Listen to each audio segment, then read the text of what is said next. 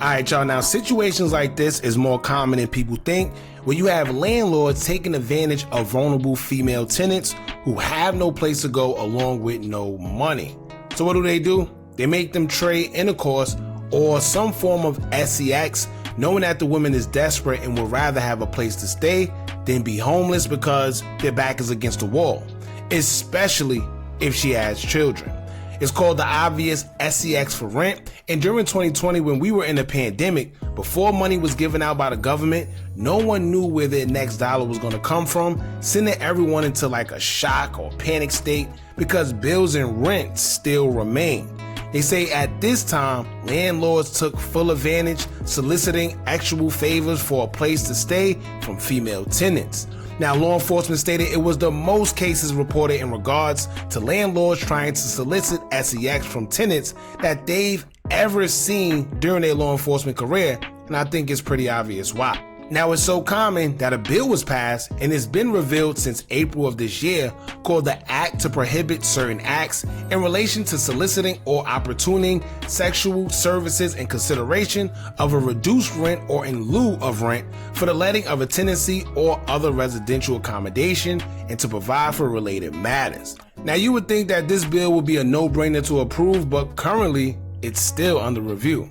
Anyway, let's get into this video of a woman explaining how a man she thought was a friend and could trust allowed her to stay with him in his house, but would quickly turn against her as he's now asking for intercourse in order to remain there with her child. When she said no, he made things a little worse and hard for her, cutting off the lights and water. And it's just crazy because, like I said, this is very, very common, man. Now, before we get into it, make sure you hit that thumbs up button so we can get this video into the algorithm. And if you not subscribed to the platform already, make sure you do so now. Let's get into it. Every time I look at my son, I just cry because there's just no way. There's no way I put us in this position. Like, there's just no way, and I did. It is just like, I'm so sorry. So sorry. I'm just so sorry. It is like, yeah, I might be at someone else's house, but who's to know how long this is gonna last? Like, all of our stuff is in the storage. I can't even get my soap, toothbrush, toys for my son to play with. Like, nothing. And he just laughs it off. Every time he just laughs it off. Oh, y'all don't need that right now. And don't use lights and water. And before he left, he's like, respect my house. You don't have to tell me these things. I already know that you're doing me a favor, so I'm going to do that. See, and that's the problem too. You know when somebody know that they pretty much got you like by the balls and you need them? You know how they act? Like, you know when somebody know you need them and they act extra? I hate that. I hate that with a passion. But understand, the things you do to people will come back to you, and that'll be your karma. But that's one of the worst things you could do, is treat somebody funny because you know that they need you. Just like before we got here at his house yesterday, you know, he let me know, all you gotta do is cook, clean, and, you know, and have sex occasionally. I've been friends with you over 15 years, best friends with you. I've never had sex with you. Whoa. Why would I do that now? Wow. So basically he like kind of flipped, right? He basically told her, listen, all you gotta do is cook, clean, and casually have S3x. Now, keep in mind, she said that this is her best friend. They've been best friends for years. Ladies, and this is why I say, man, these females that be having these guy friends, y'all think they don't be wanting nothing. They just play their role until opportunity presents itself. Look what she said. We've been friends for years, best friends. I never had S3x with you. Why would you even think it's cool to even put me in a position like this because you know my back is against the wall? Well, how you been feeling all these years that we've been best friends? Now you want to take advantage because you know I'm vulnerable. That was before I came here. Laughed it off, brushed it off, but it's literally just a different story now. Now it's to the point where we're literally in the dark. He told me don't open any blinds to let any light through because the leasing office is right here. Be mindful of the water. We have to take a bath. I have to brush my teeth. I'm always gonna be mindful of that. Before he left out to go to work, hey, I'm about to go to work. You know, respect my place. Don't open the blinds. Don't go outside. Like I said, I'm in here with a 2-year-old. So that is hard. It's very, very hard. So that's kind of crazy. Basically, she's being held at like a prisoner because she needs a place to stay. Now, some people will say, well, you know, it's his place, it's his rules. You really don't got an option because you're homeless. You don't treat people like that. Now, I'm pretty sure she appreciates the fact that he's allowing her to stay there, but under these conditions, it's crazy, right? One thing don't balance out for the other. You can't say, well, I'm gonna let you stay here. You gotta have S3x with me. And then people be like, well, that's the conditions of his house. If you don't want to do it, then don't go. But guess what? She's homeless, right? You try to go to one of these shelters, it's the worst because they treat you like crap. And then a lot of times, a lot of weird stuff happen there as well. And then you don't want to be on the street because you have a child. So yeah, it's one of these situations where it's easier said than done. Anybody will talk or say whatever they got to say because they're not in the position. She has a child, she's homeless, and don't have much, right? And this is a situation that occurs way more than we think. And like I told y'all before, ladies, if you're going through this situation, please do not get coerced into doing something you don't want to do because, you know, you don't have it right now. Now, for y'all that's going to be out there saying, well, she should have tried other things before she went to his house. She should have tried a shelter. She should have tried to stay with someone. Well, she has a video explaining that before she went there, she was actually in a bando. And as crazy as it sounds, sometimes people don't have nobody. People don't have family. People don't have friends. Sometimes they turn their backs on them. Y'all check this out. So tonight, me and my son staying at a bando. And when I say a bando, I don't mean like just abandoned random house. I mean like where I got evicted out of. So see, we will learn that. Look, you learned something.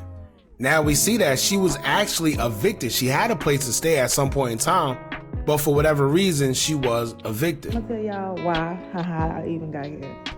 9 o'clock at night, I was supposed to get approved for the car.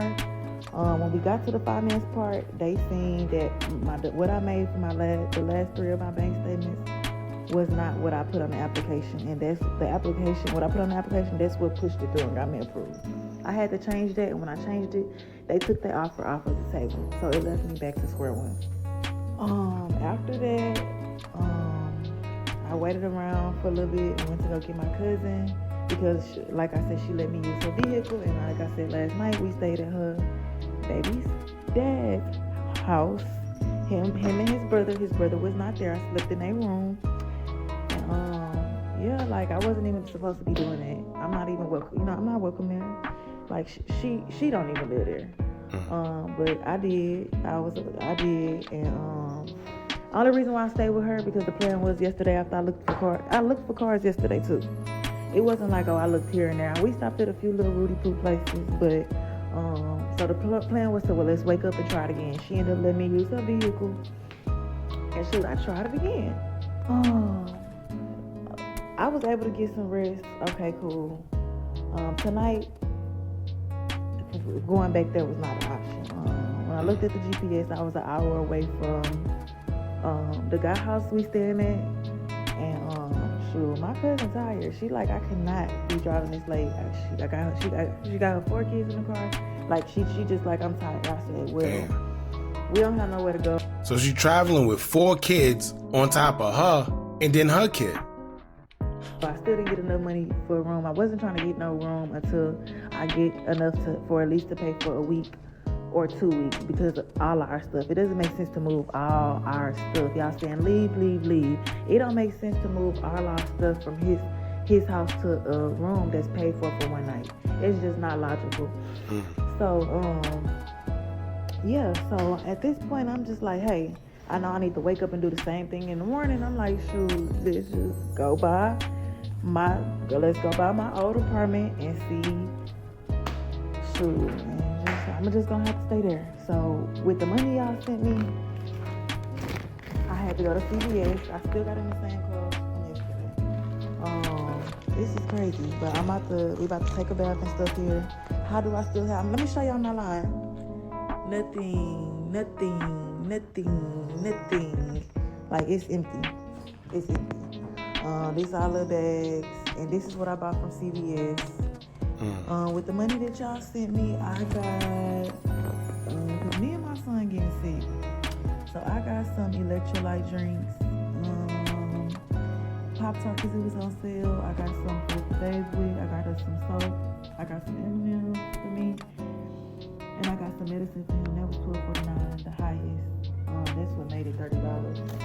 But I got us some little things to take a bath with, the medicine and stuff. Oh, so basically no, this is another video. This is basically after she told her story on TikTok. What happened was people, they started sending her money. So this is after the fact. She was at the guy's house. I guess she left. And then she returned to her old apartment. I'm not gonna lie, her old apartment looked good. I would suggest that she squat for as long as she can. For as long as she could get some money up, because it seems to me that she probably had a good living. Clearly she had an apartment. Things got bad, whether she probably lost her job. Who knows? It happens, right? And she had to get out. But now she's saying she went back because she couldn't deal with the dude who told her she could come over there, but now he wanted actual favors. So at least I can get us right, clean. My son needs sleep.